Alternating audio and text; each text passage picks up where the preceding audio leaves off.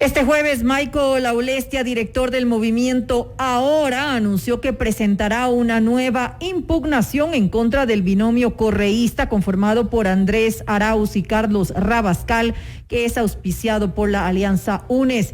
En respuesta, Carlos Rabascal, candidato a la vicepresidencia, calificó a la objeción presentada en su contra como una interferencia política que busca dilatar la inscripción de las postulaciones del binomio presidencial del progresismo. Escuchemos enseguida parte de lo que dijo Michael Aulestia, director del movimiento Ahora.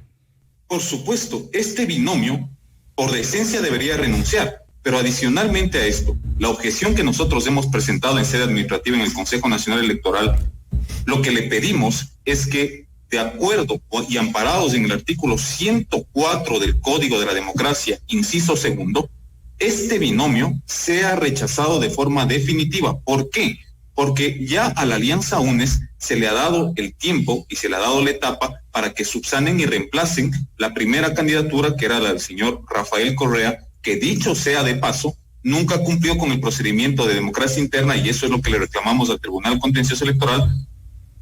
Rechace ya de forma definitiva dicho binomio, porque han colocado de reemplazo a otra persona que estaría también inmersa en una inhabilidad. El señor Rabascal ha reconocido ya que es accionista del Banco de Guayaquil, no importa si es accionista del 0,007% o es accionista de 300,000 acciones dentro de la sociedad. El señor Rabascal termina siendo el banquero de Correa, a la banca que tanto le persiguieron y a la banca que tanto lucharon. Terminaría siendo una lucha farsante.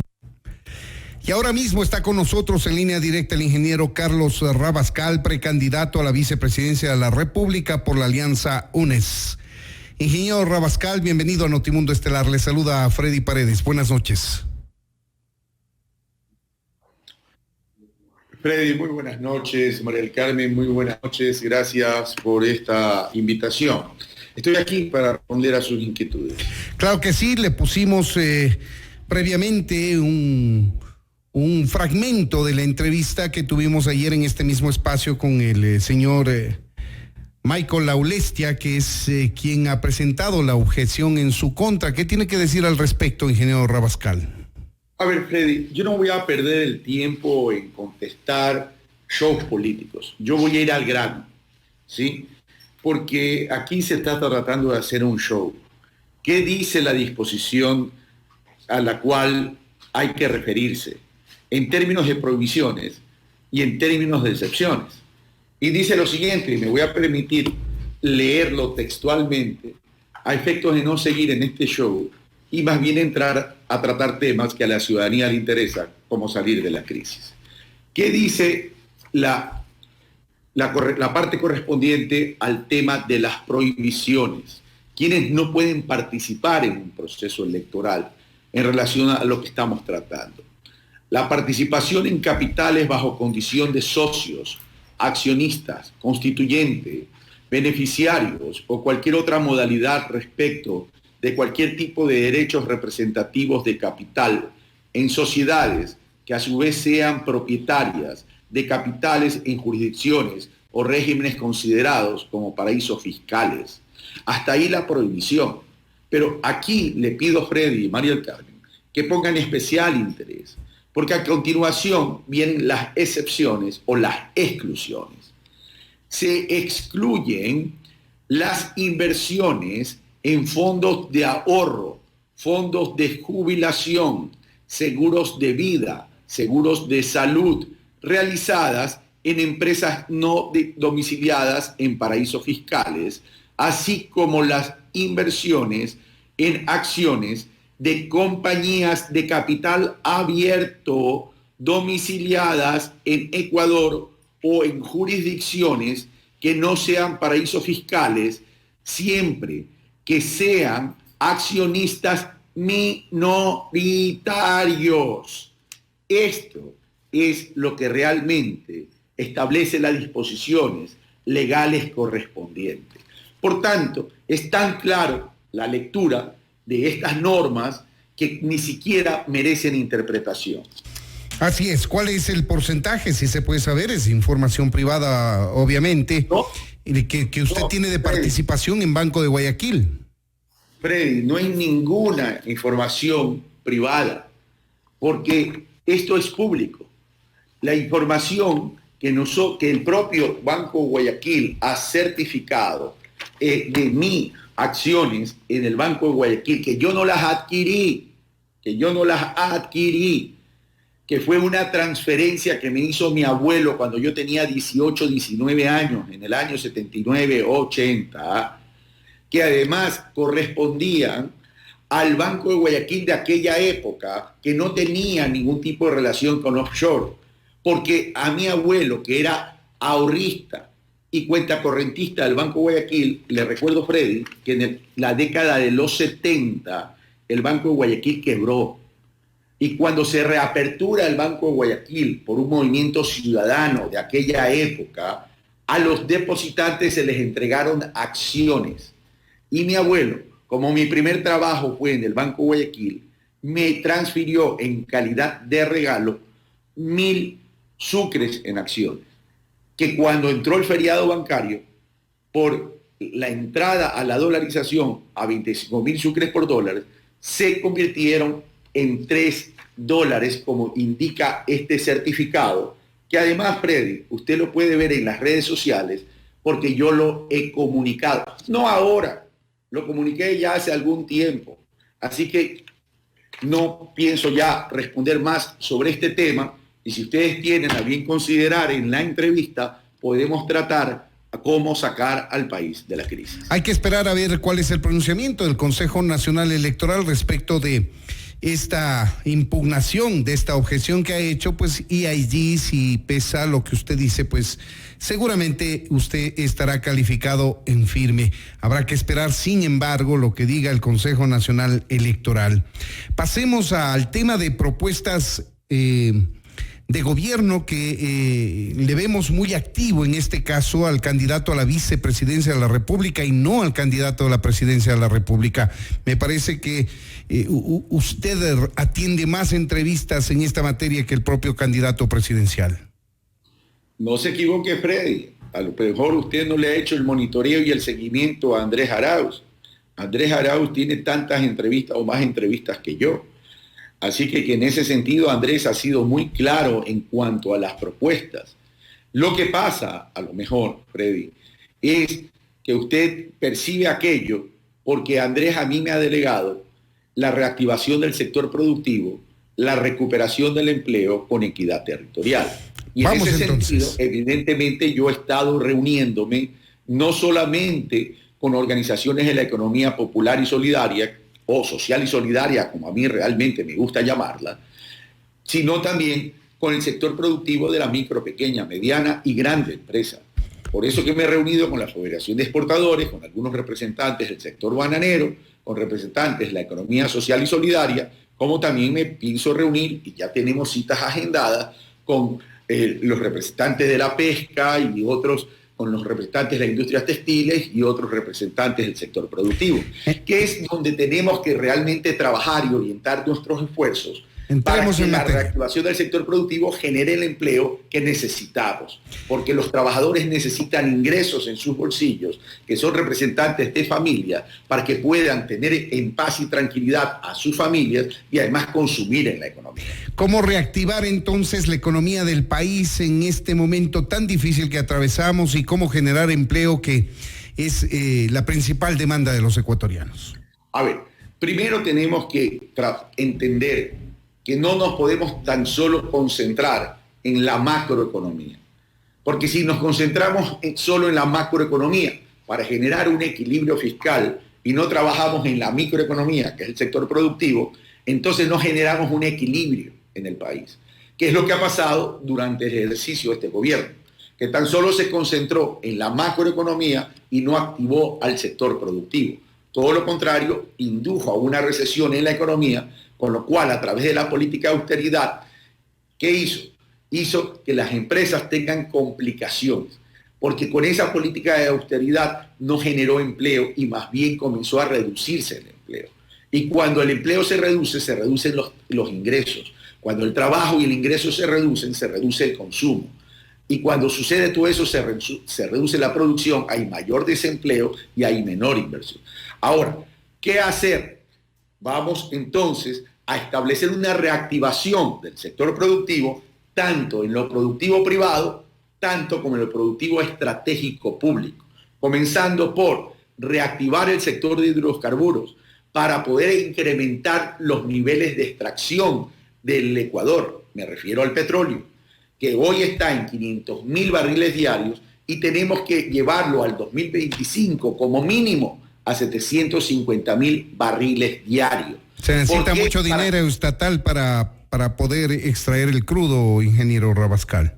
Perdón, no le escuché, Freddy, la pregunta. Sí, es interesante su propuesta, pero el Estado necesita mucho dinero invertir para sacar la cantidad de petróleo, que es un 50% más que proyecta usted para 2025. Pero es que, Freddy, yo no he dicho que eso lo vaya a hacer con platas del Estado. Ajá. Para eso existe la articulación pública-privada y los operadores y los grandes operadores del petróleo privados estarían gustosos y están gustosos en invertir al país. O sea, ¿o acaso no sabemos que si bien Petroamazonas tiene una gran carga en relación a eso, pero subcontrata, contrata a privados? Es decir, es evidente que no es la única manera que el Estado, para poder mejorar los niveles de extracción, que el Estado se ponga la mano al bolsillo para hacerlo. Es decir, estamos hablando de inversión privada, estamos hablando de operadores que están interesados en poder lograr y alcanzar estos temas. De acuerdo. Eso por un lado. ¿Por qué? Le decía, ¿por qué y para qué? Por una sencilla razón. A mayor volumen de extracción, mayores ingresos. Y como los precios del petróleo son cíclicos y en algún momento también va a incrementarse, si incrementa el precio y si incrementamos el nivel de extracción, en algún momento vamos a tener mayores ingresos por las dos vías. Pero tenemos que trabajar en aquello. Y el Ecuador tiene reservas importantes para poderlo hacer. Y en este momento tenemos que reconocer que la crisis es delicada y por tanto tenemos que encontrar causas comunes para sacar al país de la crisis. Aumentar la producción petrolera con inversión privada hasta el 2025, un 50% más de lo que producimos actualmente. Perfecto. ¿Qué más propone en la Alianza UNES, ingeniero Rabascal? Lo siguiente es parar los efectos acelerados de generación de crisis que agravan aún el problema. Porque no reconocer el problema, Freddy, es agrandarlo. En ese sentido, ¿a qué me refiero? Tendremos que ir a una reestructuración y renegociación con el Fondo Monetario Internacional. Ha sido público y notorio que yo no soy partidario del Fondo Monetario Internacional, pero que tengo que reconocer la institucionalidad de la República del Ecuador. Y este gobierno ha suscrito acuerdos que, entre paréntesis, lo ha incumplido. En el 2019 firmó un acuerdo con el Fondo Monetario Internacional en condiciones que ellos mismos no lo han podido cumplir y ahora firman otro acuerdo que además comienza en el 2021, en el primer año del próximo gobierno, que tampoco se va a poder cumplir. A ver si le entendí bien, ingeniero Rabascal, ustedes, si reciben el favor popular y son gobierno, ¿avalarían la renegociación de la deuda y el programa con el Fondo Monetario Internacional? No, me he entendido todo lo contrario, Freddy. Lo que estoy diciendo es que hay que sentarse con el Fondo Monetario Otra vez, a renegociarlo ya acordado con este gobierno. Lo que este gobierno ha aceptado. Por una sencilla razón, pues, Freddy. Estamos en una crisis tan delicada que el acuerdo con el Fondo Monetario Internacional que ha llegado Lenín Moreno, el gobierno del señor Moreno, ¿qué establece? Que al año 2021 se reduzca 3.000 millones de dólares en relación al gasto de salario y en relación al gasto de inversión. ¿Qué significa reducir 3.000 millones de dólares en un año? A ver, significa entonces que considerando que el 85% de los gastos y salarios del Estado ecuatoriano están en educación, que son derechos, que están en salud pública, que son derechos, que está en la seguridad que tanta gente reclama y está en la justicia, dígame, va a ser pertinente, va a ser oportuno y sería justo echar a médicos a la calle, echar a profesores a la calle, cuando acabamos de pasar por una pandemia que casualmente por haber disminuido el presupuesto en los 3 años de este gobierno, en un 36%, entramos en los problemas que estuvimos.